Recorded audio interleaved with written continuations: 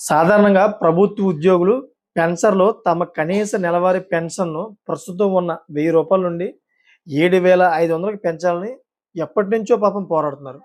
అయితే ఈ పెన్షన్ పెంపు ప్రక్రియ ఎందుకు సాధ్యం కావడం లేదనే విషయంపై కేంద్ర కార్మిక మంత్రిత్వ శాఖ అయినటువంటి పార్లమెంట్‌లోని స్పష్టత ఇచ్చింది.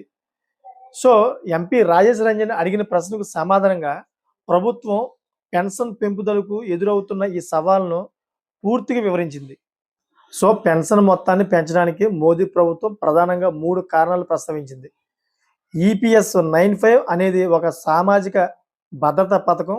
ఇందులో వచ్చే ప్రయోజనాలు పూర్తిగా ఫండ్‌కు అందే సహకారంపై ఆధారపడి ఉంటాయి.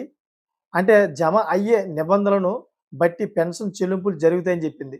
సో, నిబంధనల ప్రకారం ప్రతి ఏడాది ఈ ఫండ్‌ను ఆడిట్ చేస్తారంట. 2019 మార్చి లెక్కల ప్రకారం ఈ పెన్షన్ ఫండ్‌లో భారీ లోటు ఉన్నట్లు గుర్తించింది.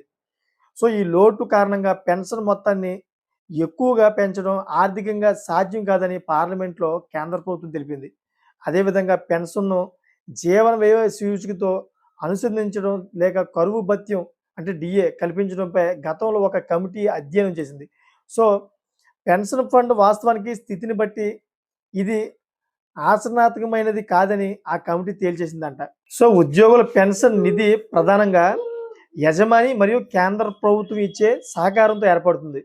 ఉదాహరణకు కంపెనీ యాజమాని తరపున ఉద్యోగి ప్రాథమిక వేతనం నుంచి 8.33% సహకారం అందితే కేంద్ర ప్రభుత్వం నుంచి 1.16% ఇవ్వాల్సి ఉంటుందన్నమాట.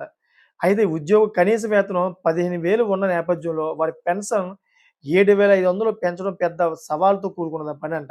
మరి ప్రభుత్వం ఉన్న ఈ రూ. 1000 కనీస పెన్షన్ నిర్ధారించడానికి ప్రభుత్వం ఇప్పటికే అదనపు బడ్జెట్ సపోర్ట్ అందిస్తుందని మంత్రిత్వ శాఖ స్పష్టం చేసింది. దీంతో పెన్షన్ 7,500 పెరుగుదల ఇప్పట్లో లేనట్టే అని తెలుస్తోంది.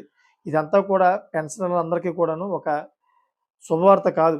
ఇదంతా కూడాను అశుభవార్త అని ఈ వీడియో ముఖంగా చెప్తున్నాను. Thank for watching friends.